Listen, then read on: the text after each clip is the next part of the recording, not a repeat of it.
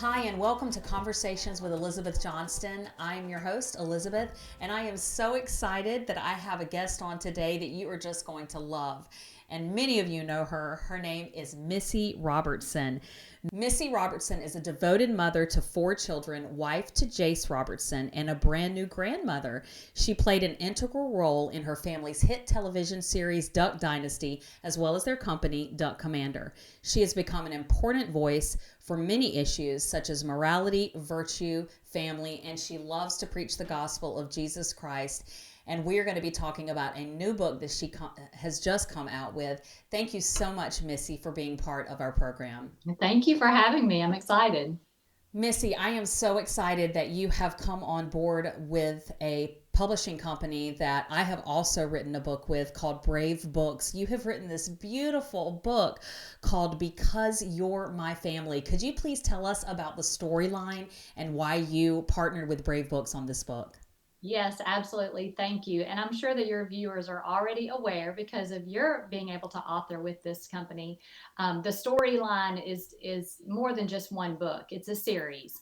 And so it takes characters in and out, kind of weaves everyone in and out with different storylines. And the book that involves me, because you're my family, has little Valor, who you should already know about if you have been reading, and he was adopted. He's a tiger, and he was adopted by lion parents. And so that story is covered in a previous book. But in this book, it's the relationship between the parents and the tiger, the son. And little Valor, wakes up that day with his plans made to go and play with his crazy uncle, who I'm kind of familiar with having a crazy uncle. And Sigh. but his mom, she forgot about those plans and made other plans for him, which involved a service act to Mrs. Bunny down the street who just had a baby. And she told Valor to go and pick carrots. They were going to make her a carrot cake. Well, of course, his little attitude was not the best because his plans were thwarted. But he goes and starts to do that chore and just does not have a cheerful heart about it and gets more and more angry and ends up dumping those carrots into a ditch and starts to feel guilty about it, starts to think he's going to get in trouble, and runs and hides. And so the story goes along in the fact that the parents have to come and rescue him out of a storm situation, bring him back into the home, and the beautiful conversation happens. An idealistic conversation happens between the father and Valor. And Valor says, Daddy, why did you save me when all I've done is pout and disobey? And this is the key. The father says, Oh, dear Valor, I don't love you because you obey me. I love you because you're my son, and nothing can change that. So that's kind of the aha moment of the book, that we can really relate to our children the father's love for us, that when we do not deserve it, and we don't deserve it each and every single day, Right. he loves us anyway. And that blood continually flows over and around us. Thank the Lord. Yes. So it's a beautiful way to express secularly to your children about the love that you have for them, but then in a spiritual way, mirror it with what the Father has done for us. It's really a beautifully illustrated Yes. children's book that teaches the principle of unconditional love. And this theme of unconditional love really is threaded throughout your parenting journey, which is why I love that Brave Books selected you to be the author for this book. Right now, you have a child in your care that we'll maybe talk about in a few moments in the interview, that you are loving and caring for, that is not your blood child, but also, of your 4 children, your fourth child, uh, am I right? It's your fourth child had, My youngest, yes. yeah, your youngest had a condition. Mia did. Could you tell us about what you have gone through with Mia and about your unconditional love for her? Well, she was born with a cleft lip and palate, and we knew nothing at all about this condition when she was diagnosed in my womb at 31 weeks. We were told through research that it was mainly genetic, but we had nothing on either side of our family to tell us that this could even be a possibility. We couldn't trace it back. So, you know, asking why, we did that for a while. And then my husband finally, after a couple of months, said, I'm sick of asking why. We should be saying, why not us? Instead of saying, Wow. why us, why not us? What gives us the right to come out unscathed in this life? Now we need to do whatever we can for the best outcome for our daughter. And that was pre Duck Dynasty by quite a few years. So we weren't making a lot of money. And Whoa. we found ourselves in a lot of debt.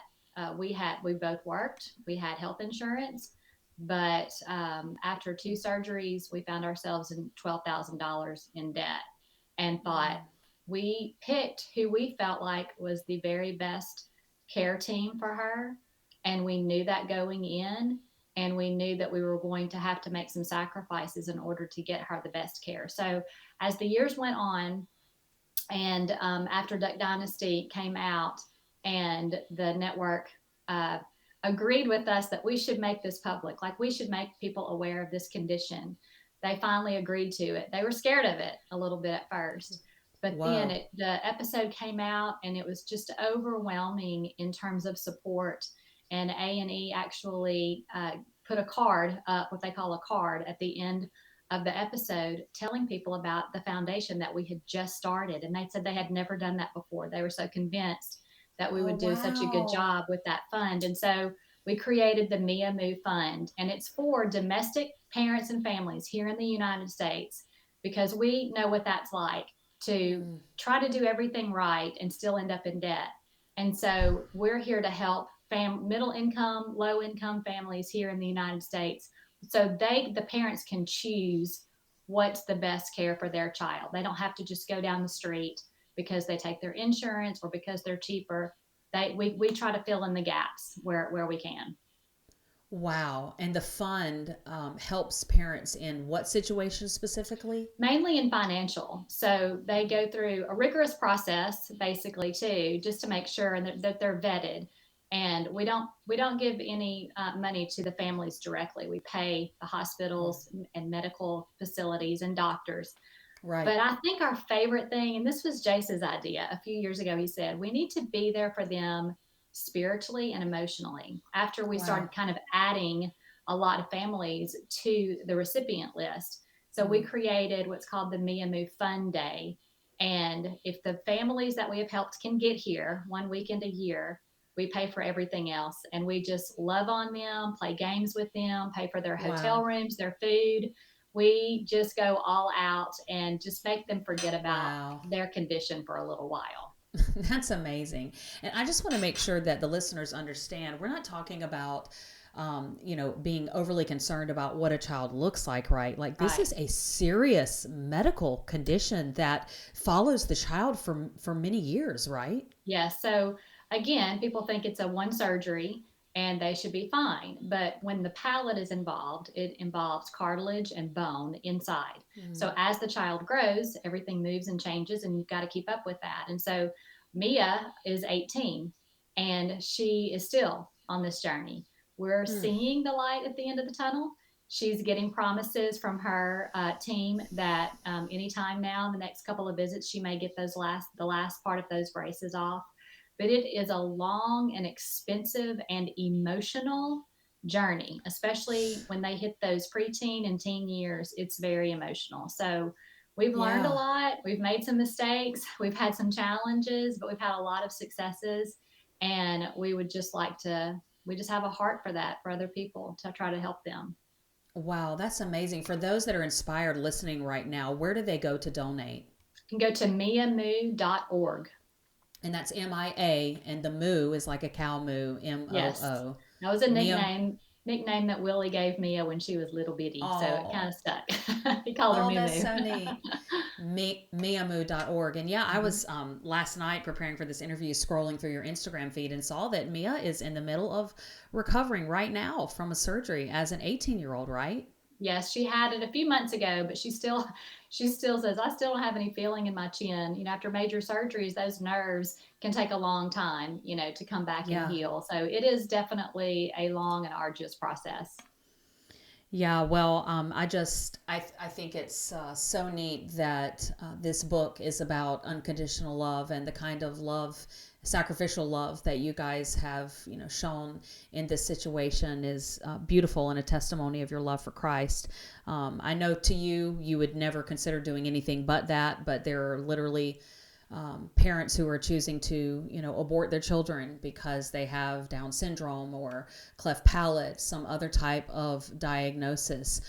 Can you share with us for a moment anything that you're able to share with us about the journey you're on right now with the child that you are caring for? I mean, do you mind Yeah. saying like what age you Yeah. and Jace are now? Well, Or maybe I'm not. 50. I'm 50. Wow. Yes, and Jason's 52. So, Okay. yeah, we and like you mentioned in the opening, we're first time grandparents, and our baby girl Maris is 3 months old. So we are just stepping into what Yeah. it feels like to have two generations underneath us, Wow. and that was part of the reason why I wanted to write this book was what kind of legacy do I want to pass on through my children and now into my Yes. grandchildren. And this topic was, I mean, at the top of the list, of course, is this Mm. unconditional love. I don't care what she does. I mean, she can't even speak or communicate. I don't care what she does. I will always love her. And I want her to know that and want every child to know that they're unconditionally loved, even if it's not from someone in their home, that the Father created them for a purpose and Right. He has a purpose for them. They are made in His image and He loves them unconditionally. And Right. so we do have an infant in our home, and that's what I pray over him every single day. We've had him for 3 weeks today, Wow. and we got him on day 3 of his life, and we are not adopting. Let me go ahead and say that up front. Um, Mm-hmm. Again, 50, not adopting an infant. So, Mm-hmm. but we are praying that whatever the circumstances are going to be in his life, and we do not know, Yeah. everything is in limbo. We do Wow. celebrate that his mother, who we knew a few years back, that's why she contacted us to take him in. Wow. She had not made all of the right choices in the past, just like all of us. We all need Jesus. But Jace Yes. baptized her a few years ago, and we know that she is a child of the King. And I Right. reminded her of that when I took him home from the hospital. I reminded his mother of that and that she is loved. She's loved Mm. unconditionally. She may not feel that way, but then that's Satan. Satan Mm. loves to remind us that we're not worthy, and Right. we're not. Only through the blood of Christ are we worthy.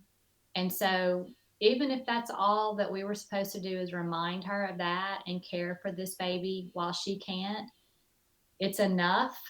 We're praying that He will guide this baby's life to ultimately to have a relationship with Christ.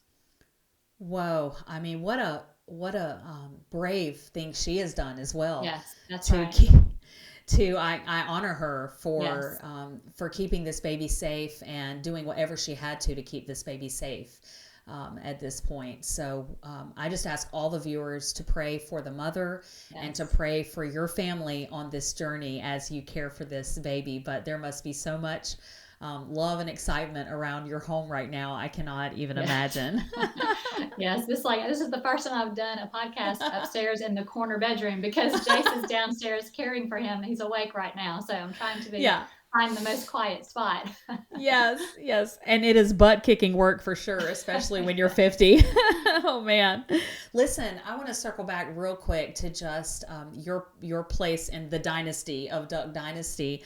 Wow, what a journey God took your family on, and to watch how your family used that journey to just constantly point people to family and to Christ. It was really, truly amazing to watch as, I kind of watched the whole thing go down as well.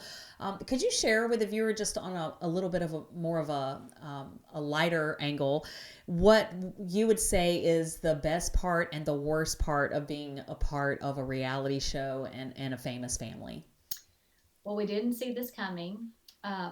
but I had a reporter ask me one time, so did y'all all get together as a family and decide what platform that you were going to talk about? whenever you were asked, how to use your fame? And was that, that your religion?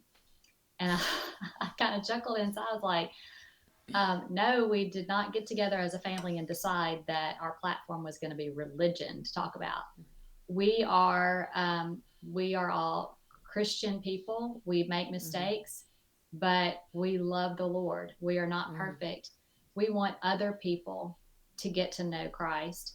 And when you're trying to walk like that and you're open to opportunities and praying that the Lord sends you opportunities that you can share his message with other people, things start to happen. And one of those things was Dynasty. So we knew individually right away when we started getting asked, we were all saying the same thing, but it was not because we had a meeting about it. It was because our faith was strong in the fact that he is the one leading all of this. We are just trying to follow in the right path, and we're not perfect. We made mistakes. We had, it was so fast. The fame came so quickly. It was overwhelming at first.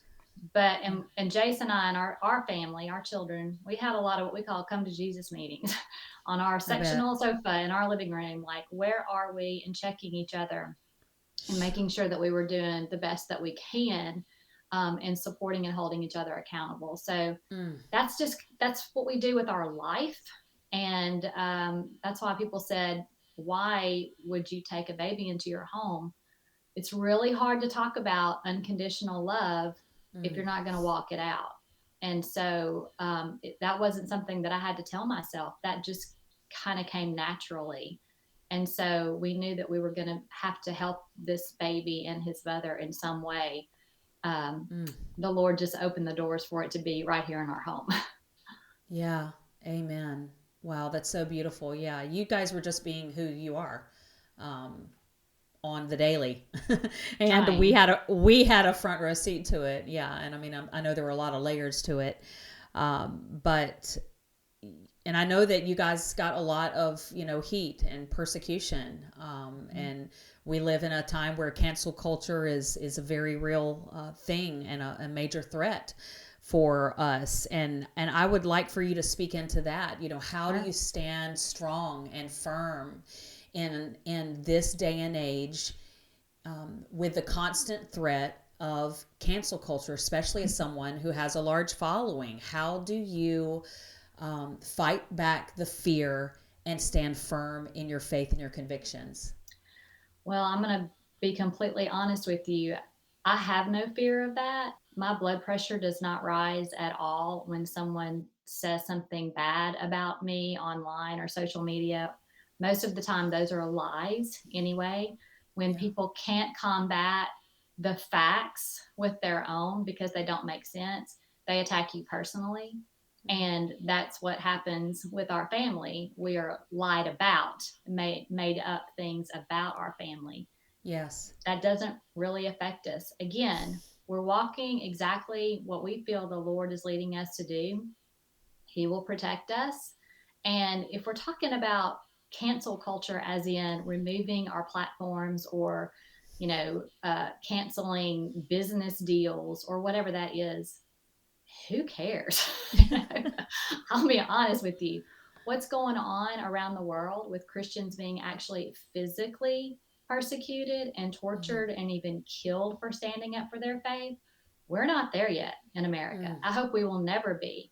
But a little, Facebook removal or tweet cancellation or even some lies on TV with the media, the Lord's going to protect us. My blood pressure does not change at all.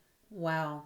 I love that, Missy. Your resolve is so strong. And I really feel right now that this is going to really minister to a lot of people who are still, living in a place of fear of man, fear of what other people think. And it prevents them from being the bold voice that the Lord wants them to be because they're so afraid of the what ifs. I have had campaigns against me, petitions created about me to try to cancel me from social media, and hit pieces written about me, as you all have as well. And I always said, look, the Lord gave me this platform. I never asked him for it. It's kind of like with you guys, is it almost just dropped down out of the sky. And Yeah, and if he wants it to end, he'll take it away. They can't take it away. absolutely. It's not possible for them to take it away if the Lord has decided that he still wants me to have a voice. Exactly. Yes. Yeah. And so I really feel like that's going to minister deeply to some people, and just really I hope appreciate. so. Social media is great for platforms and for marketing, what you want it to do, or for your business, or what you're wanting to say. But man, it is such a killer to Yeah. when you compare yourself and when you scroll and scroll, and people are addicted, so much addicted to those social media sites. So, I mean, my advice is get off of it. I get Yeah. on there to post, of course, certain things. I have people who help me do that, so I'm not on there all of the time. Mm-hmm. We share kind of those things, and Jace has the same thing. I could go on and on and on about how to protect our kids, get your kids off of that. But that's just another reason why I feel like these brave books are so important. Yes. They're not just about the good message that they have in the books, but like you said, the illustrations are beautiful. They're eye Yeah. catching. They're very interesting. You want to just keep going to the next page. They're beautifully done. And if you want a way to get your kids off the screens, get them on these books, because at the end of every story, there's activities and games and Yeah. questions that you can talk about. It could really be an every night for an entire week type of activity book for you and your kids and your family to be able to interact together, no screens. Yeah. Speak into that. Like, are you concerned with how big of a part did reading books play in your raising of your children? And are you concerned about whether people are even going to read your book because Yes, absolutely. books aren't being read anymore? Speak That's into that. that's very true. Even when the Kindle came out, people were like, "I'm just not so sure that I'm going to read books anymore." I was always a page turner. I want to read it on, from the book itself and feel the paper. Right. And so people were starting to have to make a decision about that. So I really was afraid that books would kind of be a dying art, Yeah. but they haven't. But I will say that screens are so easy. They're so easy to just hand your kid a screen and babysit them. Well, I love what Brave Books is doing. Every month there is a different book that is authored by a different influencer, Mm-hmm. or icon, whatever public figure, whatever title you might want to give this person. Other authors Mm-hmm. have been, Graham Allen, Dana Lesh, Dan Crenshaw. And these are people that are passionate about kind of the topics that are being covered in that month's book. And so my book was on the sanctity of human life, Mm-hmm. which I know is something that you are very passionate about as well, and Yes. is called Little Lives Matter. Mm-hmm. And your book, which is Because You're My Family, is about family and about unconditional love. And could you tell the listener how to get a hold of your book, Missy? They can go to bravebooks.us, and you can see Mm-hmm. all of the books on their website. And actually, if you subscribe to get the whole series, I know at least for this month, you can get my book for free. So you get Wow. one a month. I think that they retail for $19.99, but if you subscribe, I think it goes down to $12.99 a month, and then mine is free. And they're all such Wow. great Christian, traditional, biblical messages for children to be able to easily understand, retain, and then for you to interact with them just to make sure that they get it even deeper. Yes, and that's so important right now. The messaging to young people is absolute filth and Yep. garbage most of the time on the different social media sites, on the streaming, places, whether it's Netflix or whatever, and Mm-hmm. Snapchat. The messaging is filth. And so here we have given you an opportunity, and these books are appropriate for kids like age 1 to 11, I would say. Yeah. And the kids love them. My children love them. They love having them read aloud to them. They love sitting and reading them themselves. And then the activities at the end of the book that Missy has mentioned are just gold. They are an opportunity to actually have family time again. When was the last time you had family time? When was the last time that nobody had a screen in their hand and you guys sat down and played a game together or had a conversation about something like unconditional love or the origin of life and the sanctity of human life? I mean, these conversations are getting fewer and far between, unfortunately, in 2022. And so we have given you just a great opportunity with these books. Go to bravebooks.us, as Missy has mentioned, and you can see how beautifully done these stories are. They're not heavy-handed or inappropriate. The kid doesn't even realize the message necessarily that they're learning as they're reading this great book, but they're internalizing the concepts. So, Missy, you also have a website and have, I believe, a merchandise line yourself. Please tell the listener how they can get connected there. Sure. If you go to MissyRobertson.com, there's no merchandise on there. It's basically just informational, just about what's going on in my family's life and in the world around us, just to kind of keep you up to date, and different links to take you to the things that we're doing. Yes. Don't you sell beautiful products? I think I've seen some handbags. Well, we have a bed and breakfast that we did some products for during COVID. Oh, okay. And there may be some still on there, but that's a Logtown Plantation. But that's also on the Missy Robertson website. You can click over there and see that. It's a beautiful restored home that we did a couple of years ago. And then also we're working on another little TV show. So keep watching for that. No way. Yes. Oh, how exciting. Yeah. Okay. So we'll have a couple of beards and maybe a crazy uncle or two in there. So oh, wow. Okay. Everybody go follow them on social media. Yeah, absolutely. Yeah.